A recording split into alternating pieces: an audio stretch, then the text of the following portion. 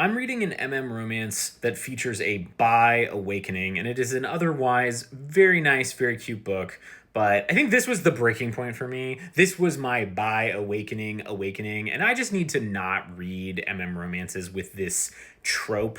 At least for a little while. I don't know about forever, but it's pissing me off, and I need to talk about it a little bit. So, in the early days of published non-fic MM romance, gay for you was a very big thing. So this would be a romance story where there is a putatively straight male main character who encounters the one, a man who's so special, he makes him gay. And I don't think I need to say why that is an actually problematic, real fucked up kind of story to tell. And people realized this eventually, and gay for you is not so popular in romance anymore. But I think it has essentially been replaced by awakenings and later in life coming out stories. So if we think about why do we have gay for you, it's certainly not describing any kind of reality of a gay male or any kind of queer experience. This is just not a common thing. So why did we have so many of these stories? It's because it served a narrative purpose in the mind of the author and in the minds of the readers who wanted these stories, which is it created narrative tension. You didn't know if the characters were going to come together because there was this obstacle in the way. This obstacle of, starting out with not the right sexual orientation. And then this is, this runs up against the fact of you can't change your sexual orientation generally. But bi awakening and later in life coming out stories solves that problem, because it's not that these characters are having their sexual orientation changed, it's that they didn't know what it was in the first place. And that is a common experience, although it's not necessarily common for the age of the people who are in these stories. Most people realize they're queer in their childhood and begin the coming out process in their teens or early 20s. This is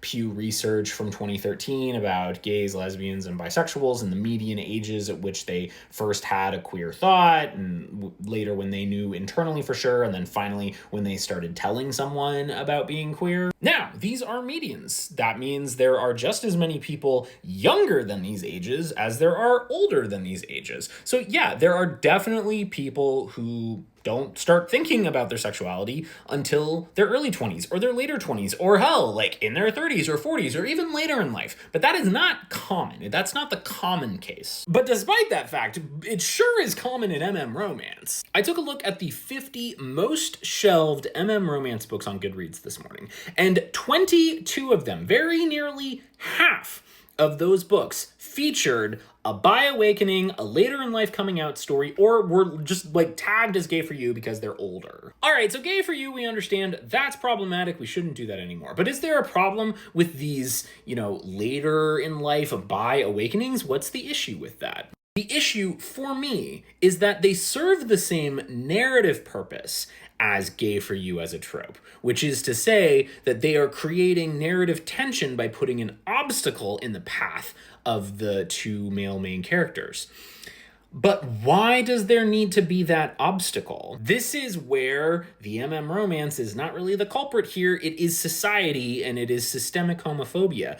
There needs to be an obstacle to these two men jumping into bed with each other, because there's a little voice that whispers in our heads that if that obstacle didn't exist, if these were just two out gay men, they would immediately jump into bed with each other. Because, as you know, Bob, gay men are hypersexual sluts. They go to clubs and hook up with each other in the toilets, but not my gay characters. My gay characters are pure. They wait the appropriate length of time before getting in bed with one and only one partner. And I'm pretty sure that the authors of these stories don't even know that they're doing this. I would hazard to guess that many of the authors of these later in life bi awakening MM romances had later in life bi awakenings themselves, and they are titrating that experience through their characters.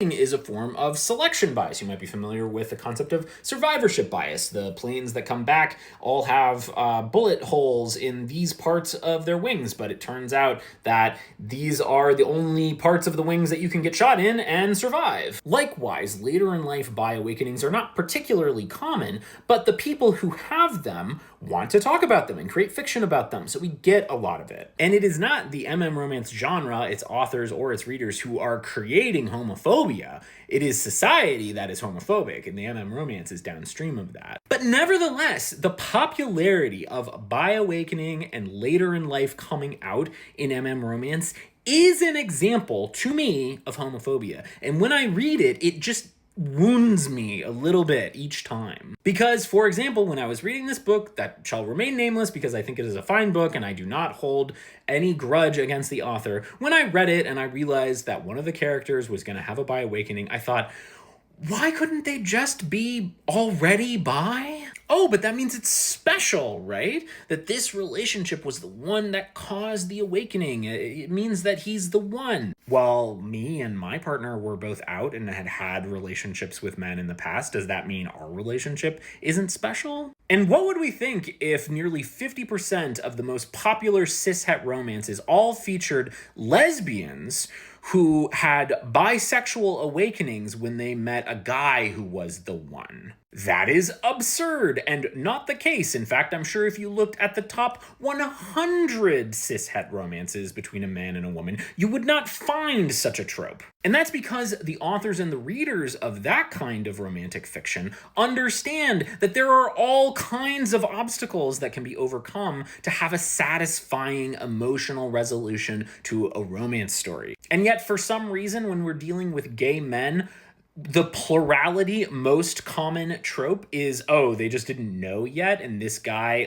turned something on for them. Shouldn't that make us think a little bit about what's going on in that fiction? Perhaps question a little bit why this trope is so common, and when we question that a little bit and understand that it might be very toxic homophobia, do something about it? Well, what I'm doing about it is I'm just gonna try to not read those books so much. And while I do firmly believe that those tropes have a basis in homophobia, I don't think that if you write books that feature them or if you enjoy them as a reader, that you are yourself homophobic. At the end of the day, the only thing I really hope for is that you would hear me out, that you would listen to the reasons why someone like me might feel a little uncomfortable with stories that feature these tropes, and just think about it a little bit. You can still like them, they can mean a lot to you. They're not canceled, I'm not taking them away from you. The only thing I'm trying to do is add a little bit of context, a little bit of nuance, a little bit of humanity. And I would hope that we could do that in a way that is grounded in mutual respect. And if after watching this video you feel called to write something in the comments, please, before you do that, just say the words out loud, I am going to be kind.